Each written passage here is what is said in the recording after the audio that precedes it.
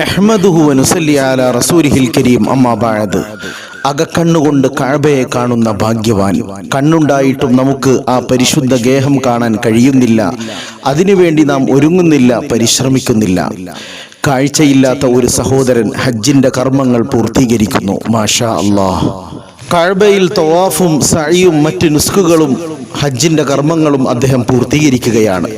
ഹജ്ജ് ഒരു സമർപ്പണമാണ്, ഒരു സ്മരണയാണ്. കാലത്തിന്റെ കാണാദൂരങ്ങളിലേക്ക് പോയി മറഞ്ഞ ചരിത്ര പുരുഷനായ ഖലീലുല്ലാഹി ഇബ്രാഹിം നബി അലൈഹിസ്സലാത്തു വസ്സലാമിൻ്റെയും കുടുംബത്തിൻ്റെയും ത്യാഗോജ്ജലമായ ജീവിതം അയവിറക്കുന്ന രംഗമാണ്. ഹജ്ജ് ഒരു മിനി മഹ്ശർ തന്നെയാണ്. ലക്ഷോപലക്ഷം ഹാജിമാരും ഹജ്ജുമമാരും കഅബക്ക് ചുറ്റും വലയം ചെയ്തുകൊണ്ട് പ്രാർത്ഥന നിരതരായിത്തീരുന്നു. അള്ളാഹു ഈ വർഷത്തെ ഹജ്ജിനെ കബൂൽ ചെയ്യുമാറാകട്ടെ. നമുക്ക് ആത്മാർത്ഥമായി ഹാജിമാർക്ക് വേണ്ടി ദുആ ചെയ്യാം. അല്ലാഹുമ്മ ഗുഫിർ ലി ഹാജ് വലിമൻ ഇസ്തഗ്ഫറ ലഹുൽ ഹാജ്. അല്ലാഹുവേ, നീ ഹാജിമാർക്ക് പുറത്തു കൊടുക്കണമേ. അവർ ആർക്കെല്ലാം വേണ്ടി പൊറുക്കലിനെ തേടുന്നുവോ അവർക്കും നീ പുറത്തു കൊടുക്കണമേ.